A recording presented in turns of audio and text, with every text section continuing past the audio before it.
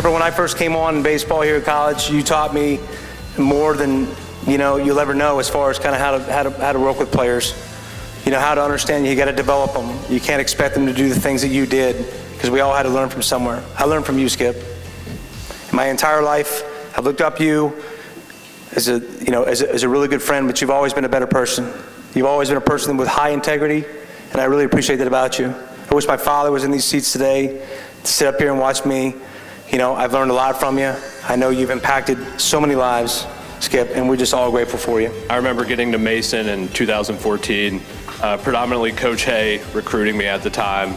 I get to campus, you're looking at the infrastructure, and I feel like you also gave your assistant coaches so much freedom in terms of what they could do, and I think that, again, relating that to pro ball, that's what you see. The assistant coaches, the skill specific, they have the power. You enabled coaches to do that. And I remember Coach Hay bouncing so many ideas off of him, whether that's different weighted ball trainings, mechanical things, throwing plans, whatever it was.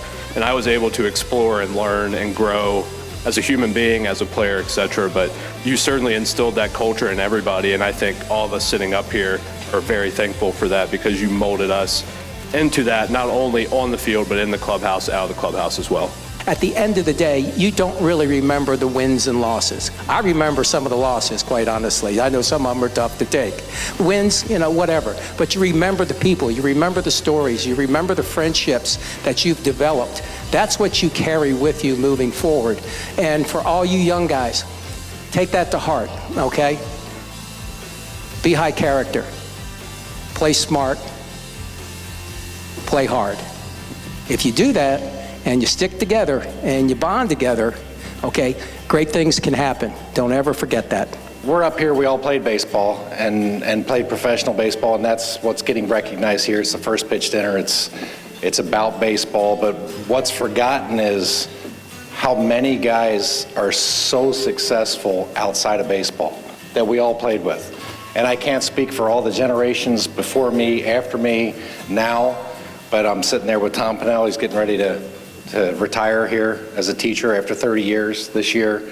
Guys, Mike Fergold, who's been working for the government for 30 years, he's getting ready to retire. These guys who do things outside of baseball, where baseball gets recognized, but so many guys have come through this program and have done so many other things. Chris Heiser, 25 years with the Secret Service, retired.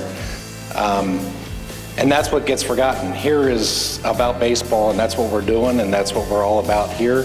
But so many people have come through here in this university, and through his chance to play here, you gave people a chance to come, an opportunity. Do you remember what happened with me when I came here? I got rained out after 3 innings. I was in high school. I wasn't recruited by anybody. He sent up Kevin Anderson to watch me play, and we got rained out. After 3 innings, I think. We were playing a small team in southern New Jersey. And I didn't know this until later. Dayton said you wanted the other catcher from New Jersey who was also a freshman. I think he was from Hamilton, New Jersey or something. Dayton might have thrown you under the bus on that one. Yeah, actually, the story's a little bit more reverse, but that's okay. Yeah, that's Dayton's version. But anyway, he gave me a chance to come here. I wasn't recruited by anybody. Had a chance to go to a couple schools as a walk-on. I got a chance to come here as a freshman. He gave me a chance to start as a freshman, as a nobody, and called every pitch of every game from my freshman year on.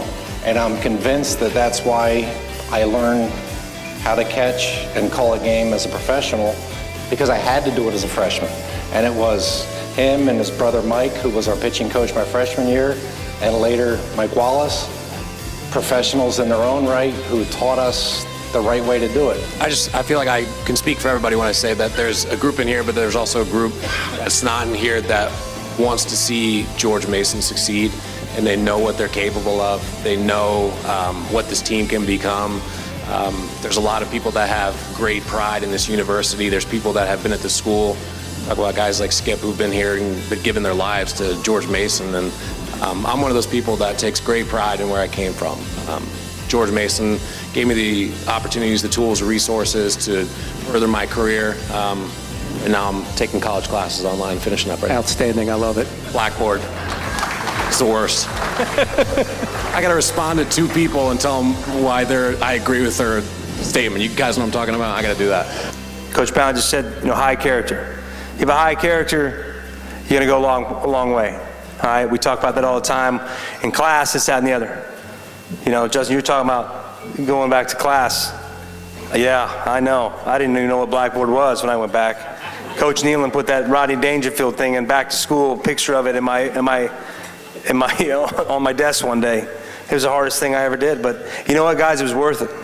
It taught me a lot about it. 18 years I didn't pick up a college course, and then having to go back and take 20 hours to get my degree. It was challenging.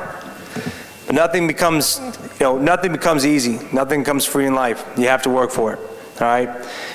Coaching 41 years, Skip, my hat's off to you. That's unbelievable. And you know what? You're the same person. The last year, I didn't know you your first year. I couldn't play college baseball when was the first year? 82? 7 years old. But, obviously you've impacted so many lives.